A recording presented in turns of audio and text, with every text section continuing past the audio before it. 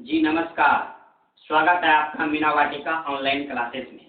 आज का जो सेशन है करेंट अफेयर्स का सेशन है और आज हम लोग ये सारे जो पॉइंट्स आप देख रहे हैं स्क्रीन पर, इन सारे पॉइंट्स का पूरा डिस्कशन हम लोग करेंगे पूरी अच्छी तरीका से, साथ साथ उसका स्टैटिक जीके भी देखेंगे। जी हाँ, मैंने आपको पहले ही बताया है कि आप सिर्फ हमारे साथ बने रहिए। मैं आपको जीके कभी रटने नहीं कहूँगा, रटने की जरूरत ही नहीं है। सिर्फ आप एकाग्रचित्त होकर इसे देखें और कान खोलकर अच्छी तरीका से इसे सुने और मॉर्निंग और इवनिंग में प्रत्येक दिन टेस्ट होता है, उसे आप लगाएं, क्योंकि टेस्ट देने से आपका कॉन्सेप्ट क्लियर होते चला जाएगा।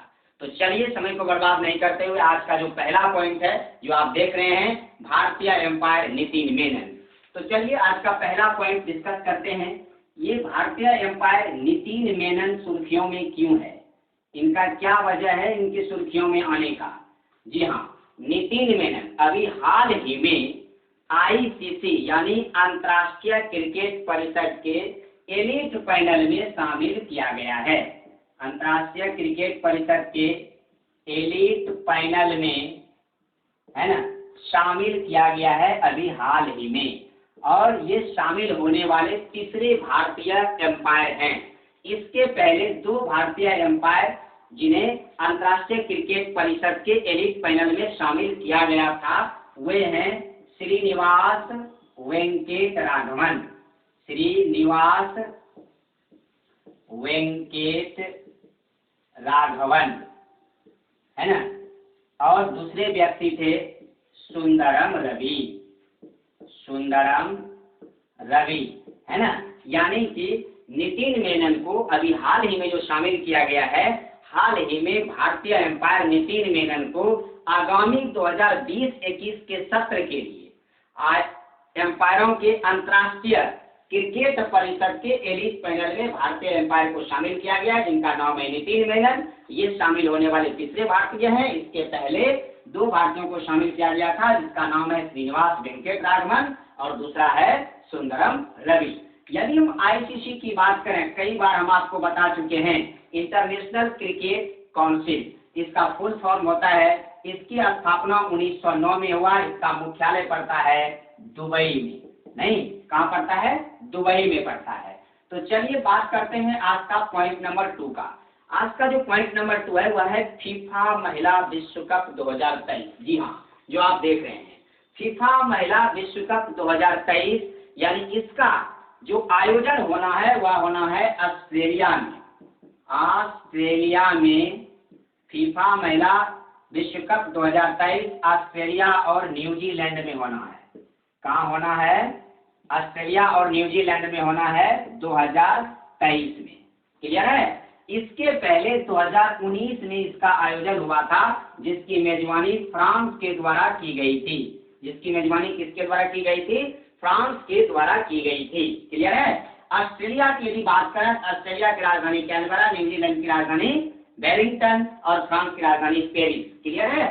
अब मैं बात करता हूं ये फीफा महिला विश्व कप का। तो फीफा तो आप अच्छी तरीका से जानते हैं। FIFA it means federation international, नहीं इंटरनेशनल फेडरेशन फीफा, ये association international federation association FIFA.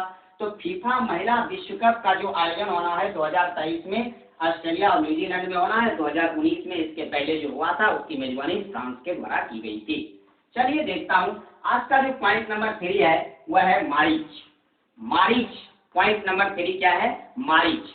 अब मारीच क्या है इनके बारे में समझते हैं।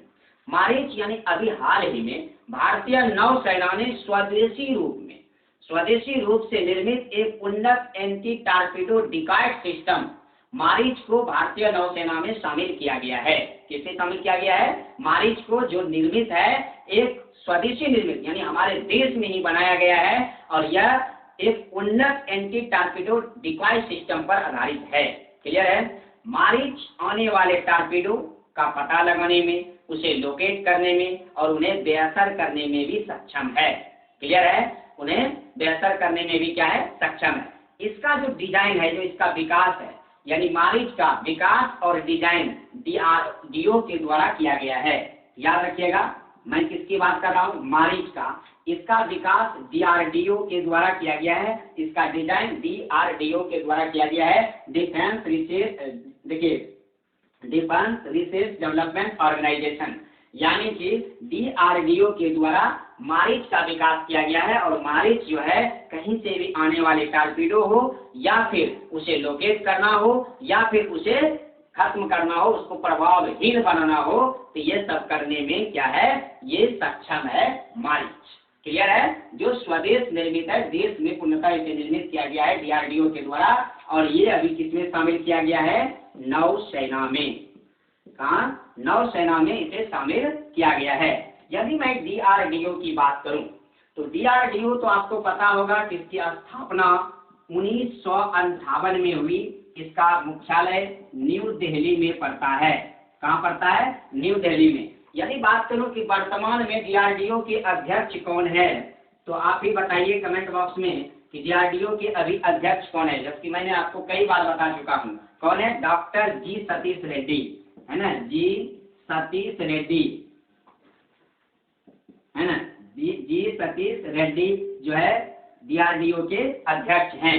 साथ ही साथ डीआरडीओ का जो मोटो है, डीआरडीओ का जो मोटो है वह क्या है, बलस्य मूलम विज्ञानम।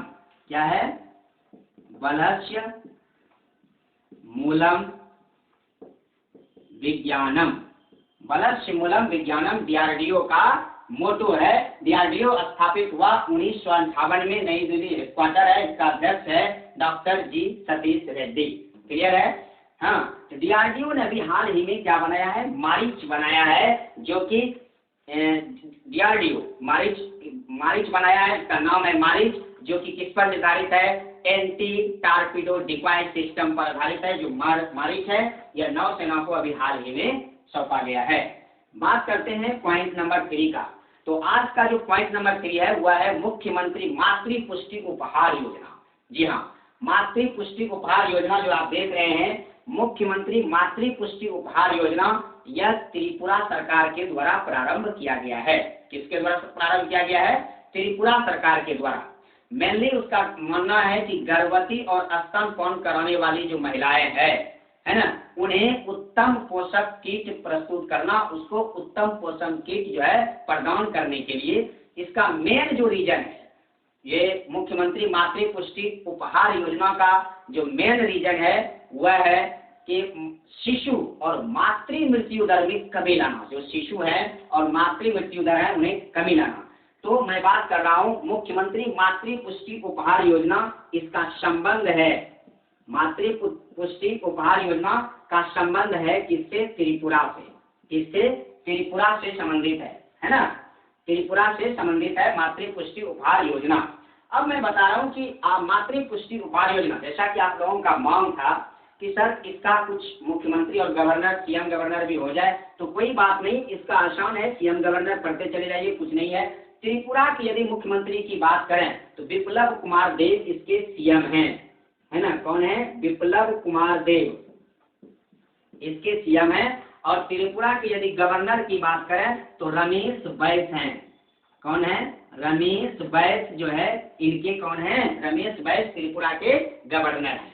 त्रिपुरा की यदि बात करें, खर्ची पूजा महोत्सव त्रिपुरा में ही मनाया जाता है। क्लियर है, त्रिपुरा में ही मनाया जाता है खर्ची पूजा महोत्सव। और ये त्रिपुरा में ही अभी हाल ही में मुख्यमंत्री मातृ पुष्टि उपहार योजना प्रारंभ किया गया है। इसके द्वारा, यही मुख्यमंत्री के द्वारा, यानी मुख्यमंत्री मातृ पुष्टि उपहार योजना, इसका मेन उद्देश्य है शिशु और मातृ मृत्यु दर में कमी लाना, इसका मेन उद्देश्य है। क्लियर है, चलिए बात करते हैं आज का नेक्स्ट पॉइंट, यानी चौथा नंबर पॉइंट। चौथा नंबर पॉइंट है कुशीनगर हवाई अड्डा। जी हाँ, कुशीनगर हवाई अड्डा को अभी हाल ही में केंद्रीय मंत्रिमंडल, यानी उत्तर प्रदेश के केंद्रीय मंत्रिमंडल के द्वारा कुशीनगर हवाई अड्डा को अंतर्राष्ट्रीय हवाई अड्डे के रूप में घोषित किए जाने की मंजूरी प्रदान की गई है। यानी कुशीनगर हवाई अड्डा को अंतर्राष्ट्रीय हवाई अड्डा बना दिया जाएगा, ऐसा जो है उत्तर प्रदेश के केंद्रीय मंत्रिमंडल ने घोषणा कर दिया है। क्लियर है, केंद्रीय मंत्रिमंडल के द्वारा यह घोषणा कर दिया गया, इसकी मंजूरी इसे मिल गई है। इसे जो है अंतर्राष्ट्रीय हवाई अड्डा बनाने का वजह है यह हवाई अड्डा जो होगा कुशीनगर हवाई अड्डा, ये कई बौद्ध सांस्कृतिक स्थलों जैसे यूं कहें तो श्रावस्ती, कपिलवस्तु और लुम्बिनी, ये सब इसी के नजदीक पड़ता है। क्लियर है? श्रावस्ती हुआ, कपिलवस्तु हुआ, लुम्बिनी सभी कुशीनगर के जो है स्थित है और ये सब के सब किससे संबंधित है? बुद्ध से।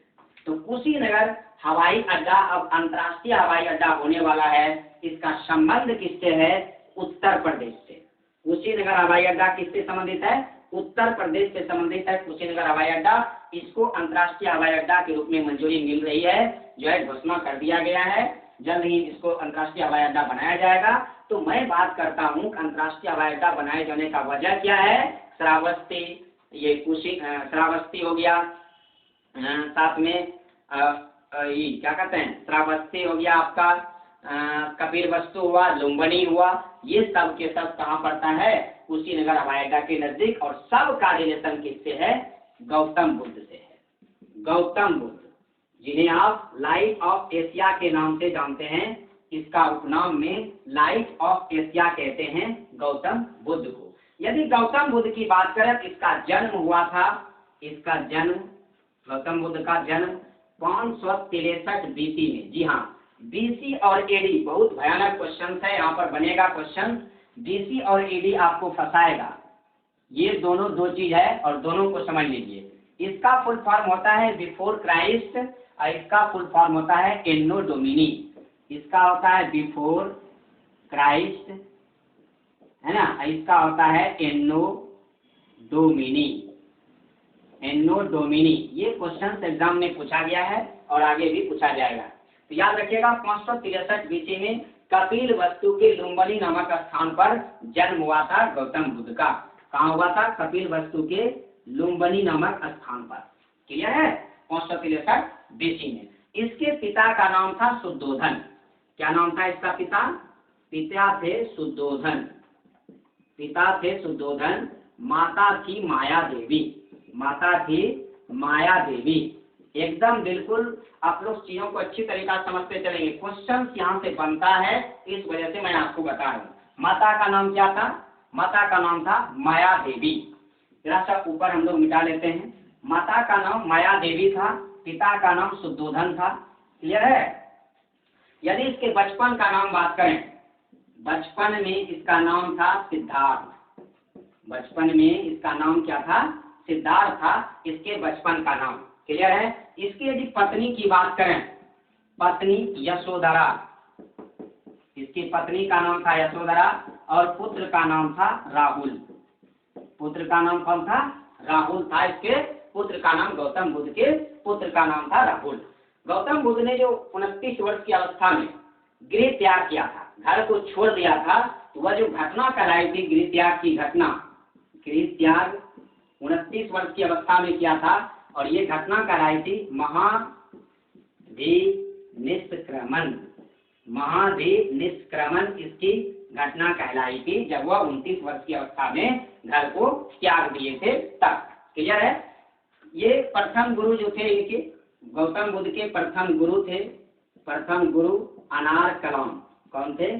अनार कलाम थे इसके प्रथम गुरु। इन्होंने इससे शिक्षा प्राप्त की थी। इसके प्रथम गुरु कौन थे? अनार कलाम। क्लियर है? साथ ही साथ इन्होंने यानी गौतम बुद्ध ने प्रथम उपदेश दिए थे सारनाथ में। कहाँ दिए थे? प्रथम उपदेश सारनाथ में दिए थे और यह उपदेश देने की घटना धर्म चक्र प्रवर्तन कहलाया था। पूछता है एग्जाम में, इसने प्रथम उपदेश कहाँ दिए थे? सारनाथ में। नहीं, और सर्वाधिक उपदेश कहाँ दिए थे? दोनों क्वेश्चन अलग अलग है और पूछता है श्रावस्ती में। श्रावस्ती में प्रथम उपदेश दिए थे सारनाथ में और सर्वाधिक उपदेश कौशल देश की राजधानी थी श्रावस्ती, वहीं पर इन्होंने सर्वाधिक उपदेश दिए थे। क्लियर है? दिए थे सर्वाधिक उपदेश दिए थे इन्होंने श्रावस्ती में। यदि इसकी मृत्यु की बात करें, गौतम बुद्ध की मृत्यु, ध्यान दीजिएगा, गौतम बुद्ध की मृत्यु हुई थी 483 ईसा पूर्व में। कब हुआ थी? इसका मृत्यु हो गया था 483 बीसी में इसकी मृत्यु हो गई थी। क्लियर है? कितना वर्ष की अवस्था में भाई? 80 वर्ष की अवस्था में। और जब इसकी मृत्यु हुई वह घटना कहलाई महापरिनिर्वाण। महापरिनिर्वाण निर्वाहन, है ना, महापरिनिर्वाण। तो ये कहलाया इसका मृत्यु की घटना। तो ये था ब्रीफ, आपको मैंने ब्रीफ बताया जिससे क्वेश्चन एग्जाम में आता है तो ऐसे बहुत बड़ा चीज है ये, गौतम बुद्ध का यदि क्लास से किया जाए तो घंटों लगेगा, लेकिन इसका कुछ शॉर्ट चीज मैंने आपको बता दिया। और ये फेवरेट होने का वजह क्या है, कुशीनगर अंतर्राष्ट्रीय हवाई अड्डा, इसका जो है चर्चा में होने का वजह क्या हुआ, कुशीनगर अंतर्राष्ट्रीय हवाई अड्डा। क्लियर है? तो कुशीनगर अंतर्राष्ट्रीय हवाई अड्डा जो कहाँ, यूपी में है, इसे जो है अंतर्राष्ट्रीय हवाई अड्डा बनाने की मंजूरी मिल गई है। जब ये बन जाएगा कुशीनगर, ध्यान दीजिएगा, जब कुशीनगर अंतर्राष्ट्रीय हवाई अड्डा बन जाएगा तब टोटल 3 बन जाएगा अंतर्राष्ट्रीय हवाई अड्डा यूपी का। एक है लाल बहादुर शास्त्री हवाई अड्डा, एक है चौधरी चरण सिंह अंतर्राष्ट्रीय हवाई अड्डा, जो कि मैं आपको बता चुका हूँ। लाल बहादुर शास्त्री हवाई अड्डा बनारस में है, बनारसी में, है ना, और ये लखनऊ में है चौधरी चरण सिंह हवाई अड्डा, है ना, कहाँ है, लखनऊ में है। और कुशीनगर अंतर्राष्ट्रीय हवाई अड्डा, कुशीनगर तो जगह ही है। क्लियर है? कुशीनगर तो जगह ही है। तो ये 3 अंतर्राष्ट्रीय हवाई अड्डा यूपी में हो जाएगा जब कुशीनगर अंतर्राष्ट्रीय हवाई अड्डा बन जाएगा।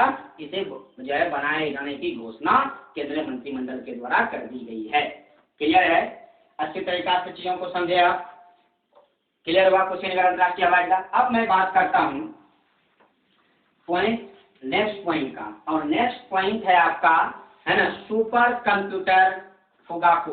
देखिए ध्यान से देखिएगा, सुपर कंप्यूटर फुगाकू क्या है, चलिए समझते हैं। Super computer Fugaku,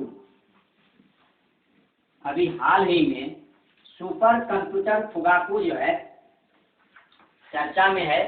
super computer Fugaku ये क्या है, सुपर कंप्यूटर बेंचमार्किंग टॉप 500 में जापान के सुपर कंप्यूटर फुगाकू को प्रथम स्थान प्राप्त हुआ है ना।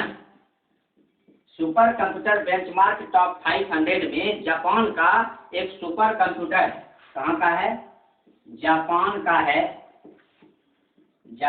है सुपर कंप्यूटर, है ना, जिसका नाम है फुगाकू, जिसका नाम है फुगाकू, है ना। ये सुपर कंप्यूटर है जिन्हें अभी टॉप 500 की सूची में प्रथम स्थान प्राप्त किया है, जापान का सुपर कंप्यूटर फुगाकू। इसी के साथ दूसरे नंबर पर है चाइना का सुपर कंप्यूटर है जिसका नाम है सनवे ताइहुलाइट। याद रखिएगा, सनवे ताइहुलाइट। ये चाइना का सुपर कंप्यूटर है जो कि दूसरा स्थान प्राप्त किया है सुपर कंप्यूटिंग बेंचमार्किंग टॉप 500 की लिस्ट में। प्रथम स्थान पर जापान का सुपर कंप्यूटर जिसका नाम है फुगाकू, और चाइना का दूसरे नंबर पर है जो कि नाम है सनवे ताइहुलाइट। क्लियर है? इस सूची में दूसरा स्थान प्राप्त किया है। क्लियर है? अब मैं बात करता हूं नेक्स्ट पॉइंट का। नेक्स्ट पॉइंट है ई ब्लड सर्विसेज मोबाइल ऐप। याद रखिएगा, ई ब्लड सर्विसेज मोबाइल ऐप। देखिए, ई ब्लड सर्विसेज जो मोबाइल ऐप है ये लॉन्च किया गया है कोविड-19 महामारी के दौरान लोगों की सुरक्षित रक्त तक आसान पहुंच को सुनिश्चित बनाने के लिए। ई ब्लड सर्विसेज मोबाइल ऐप का विकास सीडैक के द्वारा किया गया है। याद रखिएगा, है ना, किसके द्वारा, ई ब्लड सर्विसेज मोबाइल ऐप, है ना, ई ब्लड सर्विसेज मोबाइल ऐप, है ना, का विकास किसके द्वारा किया गया है, ई ब्लड सर्विसेज मोबाइल ऐप का विकास सीडैक के द्वारा किया गया है। सीडैक क्या है, तो centre for development of advance computing. तो याद रखिएगा, centre for development and advance computing, centre for development and advance computing, यानी कि ये सेंटर फॉर डेवलपमेंट ऑफ, यहाँ छूट गया, ऑफ एडवांस कंप्यूटिंग, यानी इन्हीं के द्वारा ई ब्लड सर्विसेज मोबाइल ऐप विकसित किया गया है, जिसका क्या काम है कि ये जो है ये ऐप मोबाइल ऐप क्या करेगा, कोविड-19 महामारी के दौरान लोगों के सुरक्षित रक्त तक आसान पहुंच को सुनिश्चित करेगा। क्लियर है। नेक्स्ट पॉइंट की बात करता हूं। नेक्स्ट पॉइंट में देख रहे हैं आप कि बुक लिखा गया है। कौन कौन बुक है? डिजिटल नेशन है, जिसके लेखक हैं एन चंद्रशेखरन और रूपा पुरुषोत्तम। याद है ना, डिजिटल नेशन। देखिए ध्यान से, डिजिटल नेशन जो पुस्तक है, इसके लेखक हैं एन चंद्रशेखरन और रूपा पुरुषोत्तम। याद रखिएगा, एन चंद्रशेखरन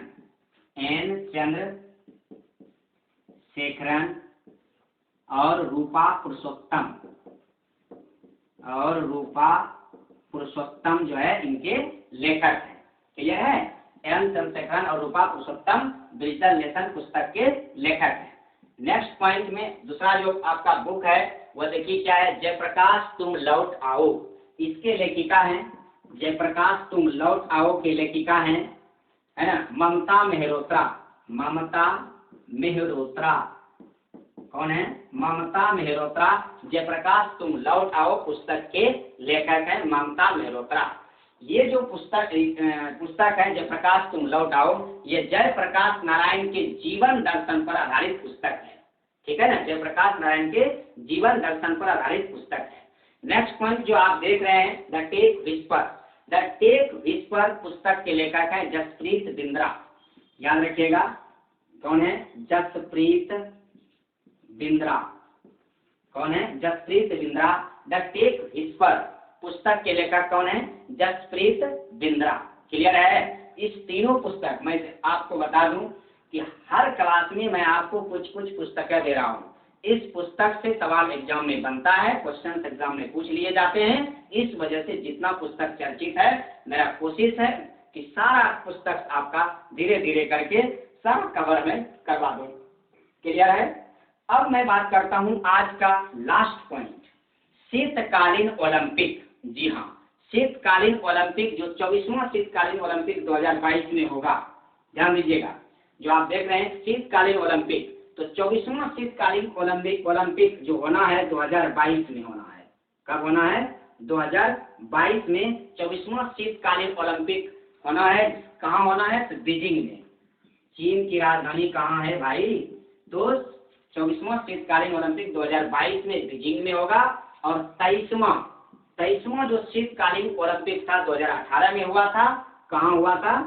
तो साउथ कोरिया में हुआ था, दक्षिण कोरिया में हुआ था।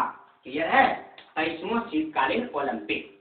अब मैं ओलंपिक की कुछ महत्वपूर्ण बातें थोड़ी सी कर लेता हूँ, क्वेश्चन यहाँ से एग्जाम में बनता है।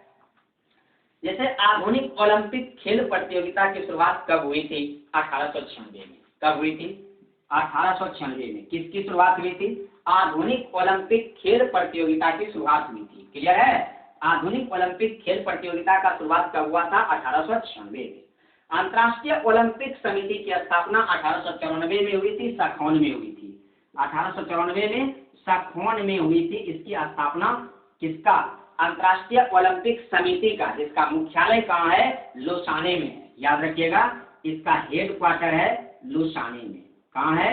हेड क्वार्टर है लुसाने में। फिर से मैं बात कर रहा हूँ, देखिए, आधुनिक ओलंपिक खेल प्रतियोगिता की शुरुआत 1896 में। क्लियर है। 1894 में सखौन नामक स्थान पर अंतर्राष्ट्रीय ओलंपिक समिति की स्थापना हुई थी। इसका हेड क्वार्टर बनाया गया है लुसाने में।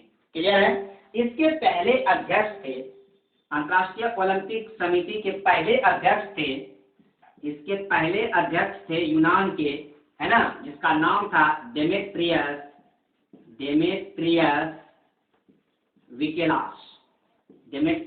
विकेलास जो है यूनान के रहने वाले थे, जो अंतर्राष्ट्रीय ओलंपिक के पहले अध्यक्ष थे। अंतर्राष्ट्रीय ओलंपिक के पहले अध्यक्ष डेमेट्रियस विकेलास जो यूनान के थे। यदि वर्तमान में पूछ देता है आपसे कि वर्तमान में ओलंपिक का अध्यक्ष कौन है, कहिएगा थॉमस बाख। और ये बहुत दिन से है, थॉमस बाख। याद रखिएगा, है ना। थॉमस बाख जो है इनके वर्तमान में अध्यक्ष हैं। किसके? अंतर्राष्ट्रीय ओलंपिक के। क्लियर है। अब अंतर्राष्ट्रीय ओलंपिक से जुड़े यानी भारतीय ओलंपिक परिषद यदि पूछते, भारतीय ओलंपिक परिषद, तब भारतीय ओलंपिक परिषद की स्थापना 1924 में हुआ था।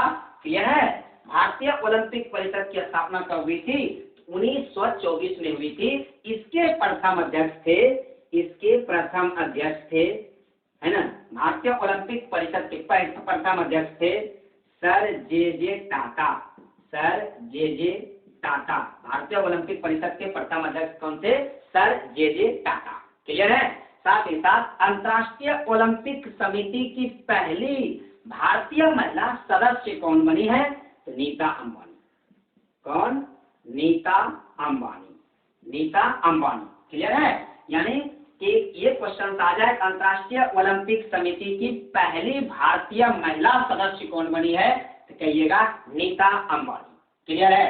यदि भारतीय ओलंपिक परिषद पूछेगा तो भारतीय ओलंपिक परिषद की स्थापना 1924 में, इसके अध्यक्ष पहले अध्यक्ष कौन थे? सर जे टाटा थे। क्लियर है? तो इस तरह से आपने इन सारे पॉइंट्स को देखा। ये सारे पॉइंट्स आपके एग्जाम के परीक्षा के दृष्टि से बहुत ही इंपॉर्टेंट है। तो इसे एक बार आपने देखा, फिर इसे आप एक बार स्मरण करते रहना और फिर सुबह में आकर के आप टेस्ट देना। टेस्ट देने के बाद आपका पूरा कॉन्सेप्ट क्लियर हो जाएगा और देते रहने से एकदम गारंटी देता हूं आपके ब्रेन से ये सारे कॉन्सेप्ट निकलेगा नहीं, धीरे धीरे सब बढ़ते चला जाएगा। तो चलिए आज का क्लास यही स्टॉप करते हैं। मिलेंगे फिर कुछ धमाकेदार पॉइंट्स के साथ नए क्लास में, नए अंदाज और नए विश्वास के साथ। तब तक के लिए बने रहिएगा मेरे साथ। जय हिंद, जय भारत।